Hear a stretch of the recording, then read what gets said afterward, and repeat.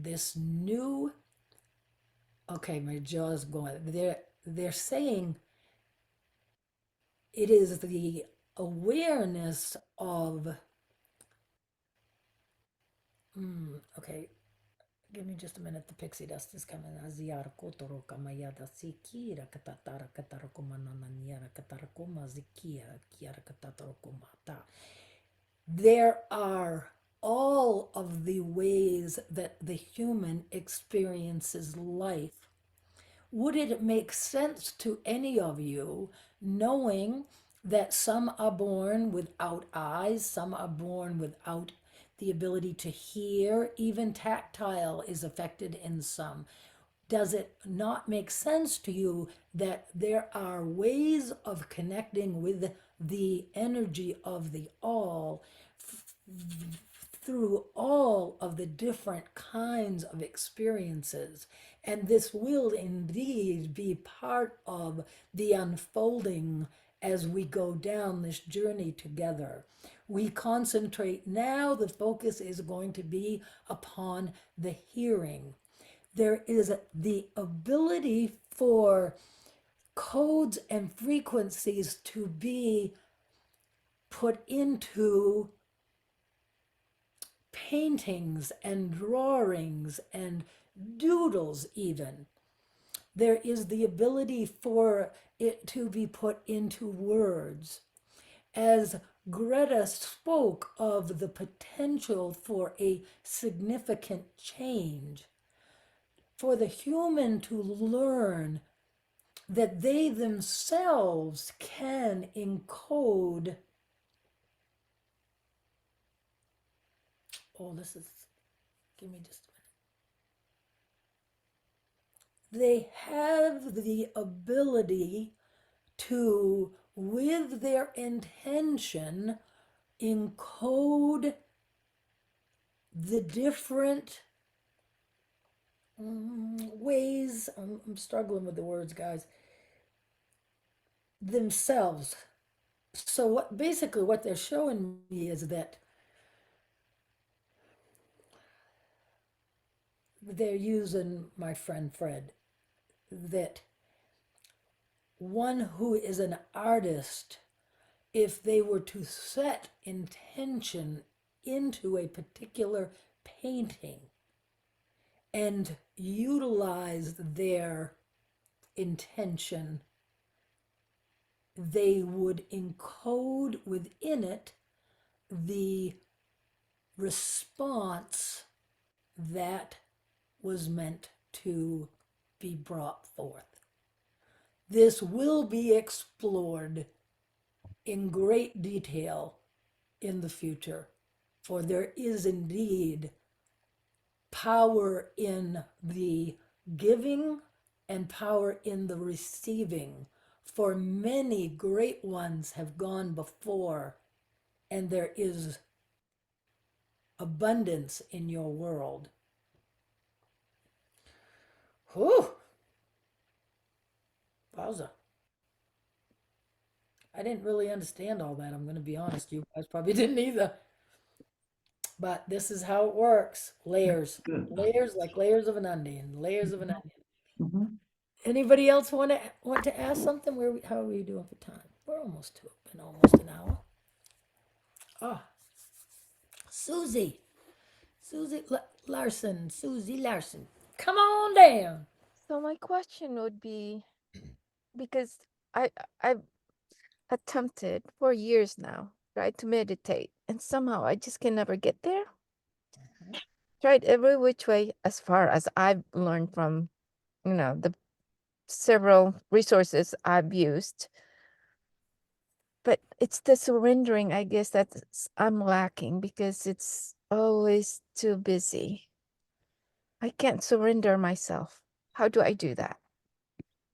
Well, we are we are beings of free will. We Another thing that we're going to talk about in a lot of detail that was asked was about sovereignty. We are sovereign divine beings, and we can command and we can use our free will.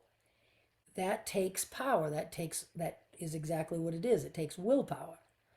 So but you start there. You start by setting your intention that this is the journey that I'm on. That my intention for my highest good is going to be, when you sit down, is going to be that even if it is for 30 seconds, I'm going to connect and blend with the all. And I can tell you that it's your left brain that is getting in your way. Everybody that's ever sat down to meditate can attest to that. It's our analytical left brain that pulls you out of the focus. And so, something that has been brought forth in this group before is it isn't people, or there are a million kinds of meditations, but I'm going to invite you to what I understand. It isn't necessarily to have no thought, it is to have focused thought. When you try to wipe your mind clean and have no thought, that is really, really hard. The monks have to be in the damn mountains to do that, you know? I mean, with us, with our lives and our all the stuff, I mean, it takes a lot. So, so let's now say when we meditate, we're going to use focus thought. You participated in the beginning and you could follow my instructions with the breath and stuff. Was you able to do that, Susie? Are you there? To do that, I feel some energy Okay, that so swing through my body. there you go. There's the beginning of it. So you used, it's a guided meditation and it's absolutely powerful. All of them are, and you've got to start somewhere. So set your will to just to be the best version of yourself in this moment that you can be. Acknowledge that you have a team right in the space that you're sitting right now. You have your own team of angels, you have your own team of guides that are giving you nudges. They know what's going to work for you. If you get a nudge, try it. It doesn't, it's how I've done all my stuff is I try it one way. If it doesn't feel good, I try it another way. And then you maybe follow. I've got a whole list on my YouTube channel of meditations and I bring angels in and they move the energy. They do all kinds of really cool stuff. And my guides are saying it doesn't matter if you can't see it. If you can't see it in your mind eye, feel it with your ears. Just hear it and feel it. Let it come into your energy. It's all about energy. And you just don't judge yourself. Don't hold yourself in comparison to anybody else. If you can right now with me, they call it the sacred breath. Take a breath into your heart. Take that breath in and feel the edges. Do you feel the edges of the breath within your body as you hold it? And then when you do that, when you take that breath and you hold it for a second, you are creating space. And that's the object of meditation. We're creating space. We're affecting our own vibration. And you just have to start. And you practice until you can, when you can, in whatever way that you can. Did that answer your question, Susie? A good It start place? does. It did. Thank you. And, and But that start. that breathing one was very strong. The Um, what? so one last question. You know, you feel guilty at the end because I will so focus, I'd fall asleep on my meditation. Before I know it, 30 minutes is gone and I've done nothing but We've fell not asleep. done something. You have done something. Take it, Greta. Tell her. I'm going to have to unmute myself. No, I can hear you. You go ahead. Okay. What I'm saying is one of the most powerful things, especially at the beginning, from the teachings that were given to me, is that what happens when you fall asleep, your higher self just simply takes your mind to another place and you're receiving the healing or whatever it is that you're doing, but you are out of the way. There's no interference from your logical mind. That's what it is. So it's a blessing, actually. Thank you. That is Okay, thank awesome. you.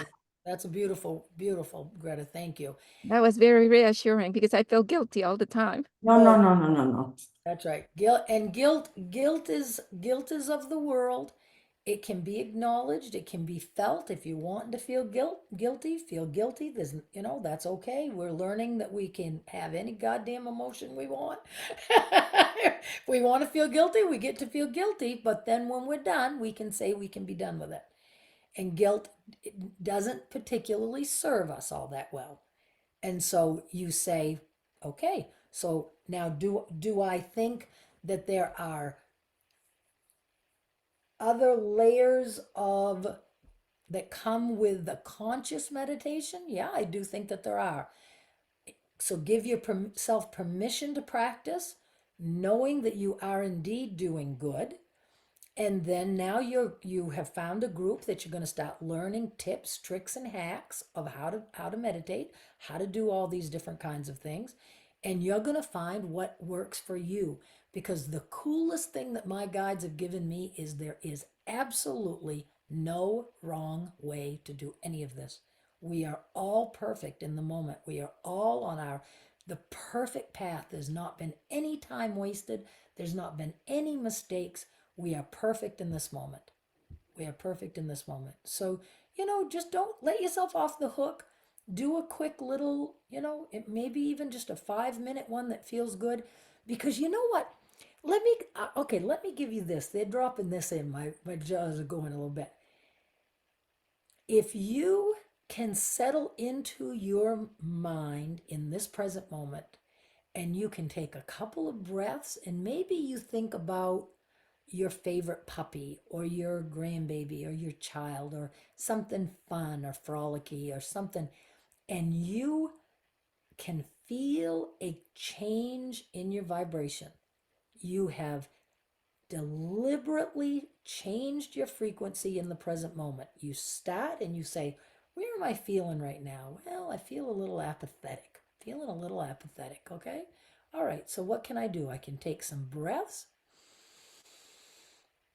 and I can remind myself that I am connected with the all, that all I have to do is with my mind say, I love you. I'm here. I know we're one. Just breathe that in a few times and then check in with yourself again and go, okay, where am I vibrating now? Have I changed it?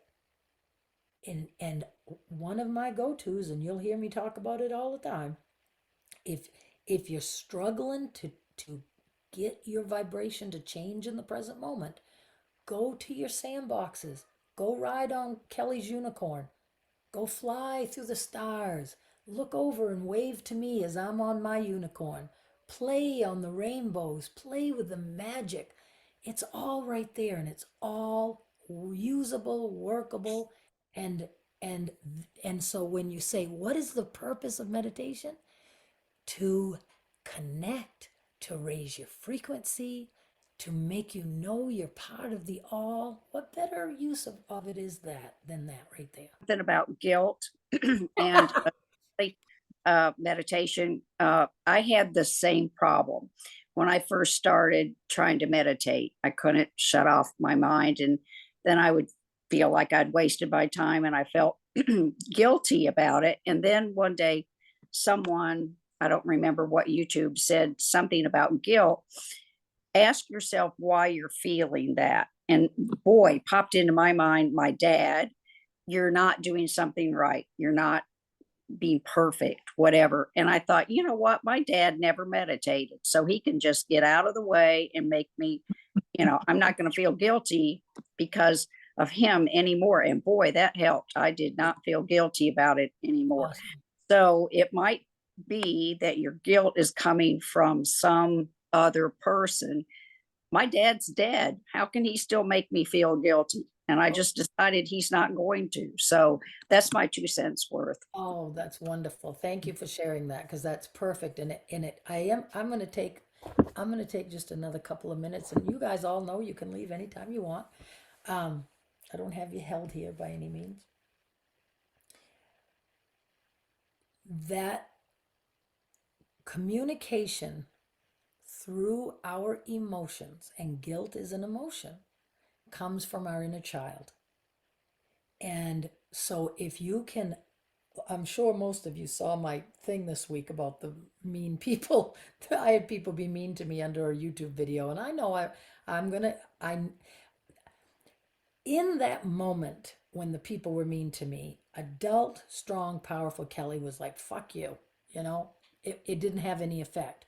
But then I felt it in my energy. And so I was like, okay, I'm going to clean this out. And then I knew it was my inner child.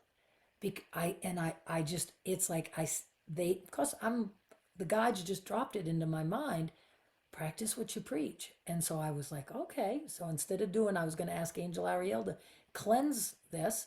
Instead of that, I turned to my inner child and I said, tell me what you're feeling.